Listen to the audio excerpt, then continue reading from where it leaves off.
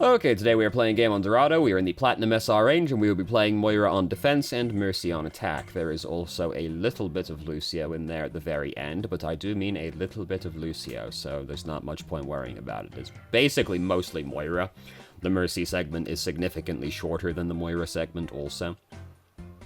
So the awkward thing about our team currently is that we're split up between the low ground and the high ground, which is inconvenient for us as Moira. It's quite difficult for us to heal people on the high ground, so hopefully Mercy largely prioritizes the people on the high ground, and we can worry about the people down here. As we can see, this is not the case. Mercy is down here with us. So we aren't doing a lot of checking on our teammates on the high ground behind us, which we want to do, because we want to know how healthy they are, if they start falling back, if they're getting pressured, you know, all stuff like that. We also, over the course of this opening segment, we are firmly eyes locked forward on our Reinhardt's back for most of this, rather than, like, checking the flanks also. Because we want to look around, make sure, like, no one's coming up the staircase at us, or up the tunnel behind us in the room, or anything like that. And here comes Junkrat. We, as the support, are the one most likely that flankers are trying to go for, so we gotta look constantly to see if the bad men are trying to sneak up behind us. And check on our teammates to actually make sure they're still, you know, doing okay back there. For the most part, things are going pretty fine. There wasn't much point using the damage orb right here, because tragically these people are going to survive. They've all been healed, they've all got the healing buff on them right now, so the damage orb isn't going to do very much there. Very unlikely to kill anyone. And we've already got Coalescence built up, so there's not much point using the damage orb anymore right now. Because you want to use your orb as much as you can as Moira until you have your ult built up. Then you save the orb for more specific uses, like healing people or trying to actually kill people with the damage orb, rather than just like using it on cooldown anymore. Because once you've got your ultimate, just doing like, sorry, I slapped the microphone. Just doing like random incidental damage to people with the orb becomes much less exciting once you have your ultimate. That damage orb wasn't very useful because Genji's never going to stay there. Like, that damage orb was never going to do more than, like, 10 damage to the guy. Which could have been the difference between killing him or not, sure. But we're never going to get a huge amount of value out of that orb. I would have rather saved it, rather than just, like, use the cooldown for minimal value. So we've been pushed back to the archway, which is fine. It makes it easier for us to, like, consolidate with our team, at least. Again, we're not doing a great job of checking the sides, checking on, like, the teammates on the high ground to see if they're doing okay. And now we want to, like, really check the doorway on our side, because that's pretty much that can happen to us pretty much. That right there. Or they could come up the staircase behind us as well, if they go through the room on the side. If you're in the archway, like, looking through that door, you can see if somebody goes up to flank you from the right-hand side behind as well. So it's good to be checking frequently. Things looked scary right there, but everything's fine. Interesting angle on Toes' shield right there. That's always my favorite thing. You try to shield somebody from the high ground on the low ground as Toes, and you are in fact protecting the floor, which is always very nice. Very productive use of company resources, of course, also. So, Gravitic Flux, no concern to us as Moira, we can just immediately get back out of it, but our Toes died immediately. We start using Coalescence right now. Tragically, Coalescence does frequently not save people in Graviton. I would have done it as well, but it frequently doesn't actually work. So the reason I've gone back now is we do not need to be as close to this Graviton as we are. Like, we press right up into this Graviton, and they're coming in right now. We can be further back than that. Granted, we're going to need to be kind of close to them still so that we can actually see the Graviton around the corner with Coalescence, but we could have been further back than that. Counterintuitively, while using Coalescence is frequently when Moira is at her most vulnerable because you can't use any of your cool survival tricks like the Orb or Fade. You are regenning and faster, so that's cool, but it's usually when you're most fragile, so you kind of want to be pretty far away from the bad men. Which is easy when your ability has like a 30-foot or 30-meter range. So we should not be this far forward right now. We need to wait until we are healthier than 29 to be going out there, because that is in random one-shot range. We need to be sitting further back. And wait for either the orb to come up, Mercy to heal us, or we could have waited like a little bit further back for the small health kit behind us to respawn. Genji was behind us, so we don't want to be, like, literally sat on the health kit because he could see us around the corner, but we could sit a little further back and listen for Genji coming behind us and wait for the health kit to respawn as well. Basically, we just didn't want to go forward with 29 health, because then, Moira's orb comes around the corner and we're dead. Right as the healing orb comes up as well, so very sad. So we lost the first checkpoint. Not the end of the world on Dorado. You can win on any checkpoint, though breaking the first checkpoint is usually a struggling point for people. Hard for us to really do much about as Moira as well. Most supports don't really bring much to facilitate breaking a choke point currently, sadly. Given that, well, the meta supports right now are Lucio and Moira, and Lucio is saving his ult to use on Gravitic Flux, so it's fairly hard. Anyway, I went back right here because this healing orb was not necessary. We're using it purely to heal Mercy, who was not in danger, and she's only at half health, so didn't need to use it right there. Got very little value out of that cooldown. We're currently also, like, wasting some of our resource, because we're not really healing anybody right now. We're, like, holding it down. It is worth, like, just spraying to put the regen on people. Coalescence did start coming around the corner, but, like, kind of whatever until they start taking a little bit more damage, to be honest with you. Reinhardt was right next to the corner, so he could have backed up around it. And everybody went forward and got clapped. So, you know, we got Coalescence built up. We don't want to use Coalescence right now because it's just Moira, or it's just us and Sombra, rather. We're Moira. Reaper going out there early. He got clapped. We can do little to help him right now because he's really fucking far away from us. And we decided to use Coalescence. Again, we don't, you know, we're getting kind of close to the bad men. We could be a little bit further back than that and be safer. But they're on the back foot right now, so not tremendous amount of risk. We could hear Genji right there. That's why we suddenly whipped around and started trying to sip the payload behind us, by the way. But Genji didn't actually do anything. Now we're looking for Genji. We're like, where the fuck is Genji? He's out there somewhere.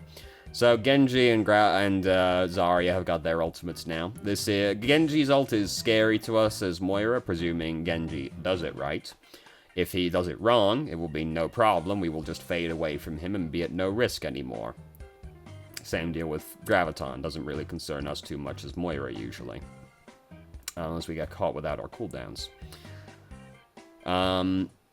So Rein is pretty far forward. We don't really want to go that far forward to heal him, but, you know, there's a barrier in the way, so that kind of prompts us to move forward a little bit to actually be able to heal him. Though it's fairly scary to be this far forward. We are at least playing Moira, so we can back up very quickly if need be. Trying to get some sipping in there. We should have been focusing on healing the Reinhardt a little bit more, because he had made a mistake and charged in when he shouldn't have done right there, so we should have focused more on the healing, but he lived, so it's fine. Like I always say, if you don't get punished, you don't have to learn. So Genji's using Dragon Blade, and that's scary. He has not come for us yet. We actually kind of went looking for him with the Coalescence, which we really don't want to do. Genji will kill you through Coalescence with Dragon Blade, no problem. We are currently trying to sip the Genji. We should have been focusing more on healing during this moment right here. Reinhardt is still having bad times behind us. Yes, we want to deal with the Genji. The Genji's behind us and all that, but Reinhardt was, like, getting fucking murdered. And we want to try and keep him alive, because if he dies and we're left there just us and Reaper, it's bad. So this is a very bad res for Mercy to go for. She did nothing but die and risk us getting staggered as well, which Mercy players love to go for. This is not an incredible time to use the amp, but it is decent-ish, at least. They almost C9'd. Very close, very close. We have a Zarya. This is news to me. Oh no, it's Reinhardt that changed to Roadhog. Okay. It's still kind of news to me, to be honest with you. And it didn't exactly go well. If all our ultimates were used at once, right there, that could have gone better. Roadhog just changed to Reinhardt, correctly identifying that Zarya Roadhog is a fucking awful combination of tanks. Thank goodness he didn't stick with that one. So we're on the third checkpoint now. This is, like, a hard checkpoint to capture as the attacking team, so I'm not too upset about it, but, you know, we have to get through all the checkpoints on the attacking team as well, which is, you know, sad. Pretty sure we saw Tracer while we were moving up this way. Very briefly. No, no, it's because I saw her silhouette on the replay. We did not see Tracer before that happened. I just saw her silhouette and went, we saw Tracer. No, no, no, no. We did not see Tracer. So it's not a great time to use Coalescence, because there wasn't exactly many of our team down here to use this on right now. Because ideally, when we're using Coalescence, we're hitting people on our team and their team. Now, we could hopefully assume our teammates would jump down and actually start contesting the payload right there, but there's no guarantee of any such thing. Though it might have also been feeling scared for our own safety, so we used Coalescence as well, because things were starting to get a little bit sketchy, which is, you know, Coalescence is still kind of fragile while you're using Coalescence. It's one of those ultimates that makes you feel invincible, you know? When you play Moira, you use Coalescence, you feel this overwhelming surge of power, and you go and you put the fucking Kamehameha right on their face, which tragically does not make it do more damage, unfortunately. That would be prompting the exact wrong kind of playstyle from a support, though. And we go out to touch the payload. It doesn't exactly go well. We pretty much had to go touch the payload. You know how these things are. So now it's time for the attacking segment. As you can see, the attacking segment is a lot shorter than the defending segment, which can only really mean one of two things. So, place your bets now on if we stomp them or we get full health. Well, we can't stomp them, can they? They finish with time to spare. Disregard. Aha.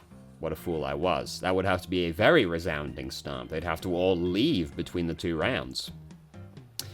So we're going for the good old Bastion strat with the 2 shields. Orissa's barrier is not exactly in a convenient location right now. Hopefully she adjusts that.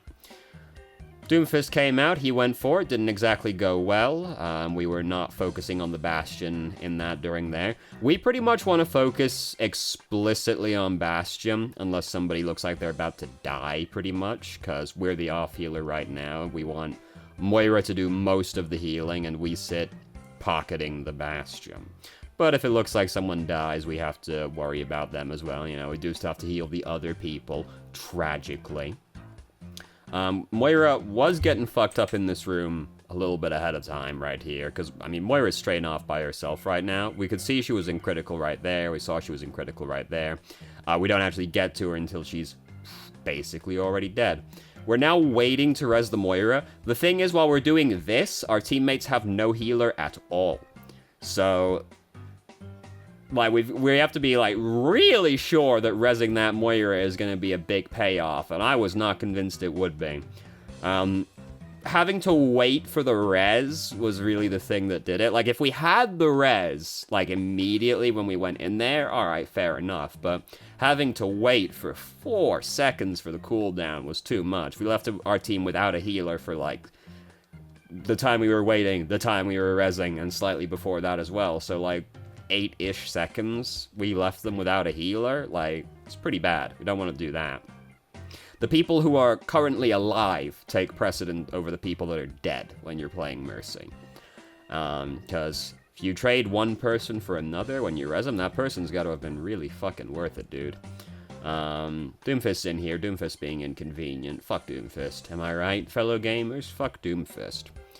If we could get Doomfist just deleted from the game, you know, I'd be big into that one, personally. So Doomfist's using Meteor Strike right now. We're using Valkyrie, so it's not exactly massive threat to us. We didn't need to come in this room. Coming in this room was scarier to me because we knew there was a Doomfist in there previously. We heard the tire coming, that's why we pulled out the pistol right there. We could have just tethered to somebody in the room and stayed out of the room without, like, putting ourselves near the Doomfist, basically, because we were using Valkyrie. But, you know, it was minimal risk at the same time. It's just, you know, the risk of suddenly getting clapped by Doomfist is always scary when you're playing a support. Particularly one like Mercy. So here is where we decide to change to Lucio. We've entered the Lucio segment now. It's very short. This is why I didn't include him. It's not exactly much longer than, or much shorter than the Mercy segment was, to be fair. But Mercy's was just long enough that I felt like I had to include her. So, playing Lucio now. Ideally, you know, Moira does most of the healing. We'd want to be in the speed aura as much as we can. There's a general goal when you're playing Lucio. Never be healing unless you have to. Though, you know, most Lucio players take that too far the other direction. It's very easy to take that too far the other direction when you're playing the off healer and just focus on doing damage. And, you know, I am not a master of playing Lucio, but we sure did look like we were playing some Lucio. We could have done some, like, more wall riding during that. Generally, you know, we're playing Lucio. We want to make as much use out of our, get as much use out of our ability, or our movement as we can. We do not need to be going in right now. It is not yet that dire. We could have been waiting further back by the spawn for our teammates to respawn, and then taxied them back with Amp It Up, rather than using it to get ourselves back here when there's still 10 seconds to spare. We could have waited and brought a couple of our teammates with us, rather, because look, they're getting here now. We could have waited back there with them, and then gotten them here faster. We would have likely had to take off and leave them behind with wall riding, but we could have waited and gotten them back here a little bit faster, at least. And, you know, it's not looking too good. It's not looking too good for us right now. I mean, we know, with the benefit of being from the future, that it doesn't go very well. And it's a replay, so we don't get to see the play of the game. Very tragic. We could see what YouTube recommends for us to see if its algorithms figured it out, because the other day it really fucked it up. Let's see what we got. 6-shooter brawl, tactical genius Trump on duty. Alright. It's like the only point of connection I still have to Hearthstone. I left that behind. Game's done quick, great. I really do only follow Matt McMuscles for What Happened. Very good series, highly recommend. You can probably gather the gist of the series from just this thumbnail, to be honest with you. Highly recommend it, very good. Noah Gervais, my favorite YouTuber, but they are extremely long videos. You might have noticed extremely long video essays. Mandalore's great. Still don't know who this person is. Still think he has a weird shaped head. Great job, YouTube algorithm. It's like exclusively people I follow, except for this guy, so it's kind of low-hanging fruit, but, you know, whatever. So, what stood out the most? Pretty much, like, awareness, really. Like, you know, for a video titled How to Suck in Ranked, could have been a lot worse, dude. It could have been a lot worse than that. Pretty much, like, awareness. We're not doing a great job of, like, keeping an eye on our teammates behind us. We're not checking the flanks super frequently, stuff like that. But, like, you know, could have been a hell of a lot worse. Like, I'd say that was better than your average plat support game, to be honest with you. Particularly from, like, a Moira player. Moira players have a tendency to be, shall we say, focused on a certain aspect of her kit. Mind you, you know, it always feels that way. It's like when your teammates see you right-clicking for more than 0.5 seconds. DPS, Moira! Moira, you've gotta heal! I gotta fucking sip him to do healing, you motherfucker. Saw me sipping him for literally half a second. I'm sorry, Genji, are you missing 5 health? Oh god, you poor baby. Anyway, thank you very much for watching if you did. If you have any questions, feel free to ask. I'm more than happy to answer. If you haven't already, you can join our Discord and ask questions more directly and have a conversation about them, or just shitpost with us. I've started streaming on Twitch Thursday, Friday, Saturday, 8 p.m. EST till midnight EST. There's a link to the channel in the description. And if you managed to make it all the way through the video and somehow still enjoyed it, please like the video and subscribe for more content of middling quality in the future, and I hope you found the video helpful.